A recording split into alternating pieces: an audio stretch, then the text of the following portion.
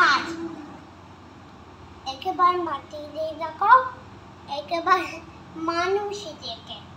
এখন রাতে শেষ করে অন্ধকার একটা রুম আমার বুকের উপর গদি ফাটল। তুমি নিঃশ্বাসে পাইছো না? মাথার উপর এত ভয়ঙ্কর কালো আকাশ, এখন বাঘের উপর খাওয়া উচিত বসে আছে।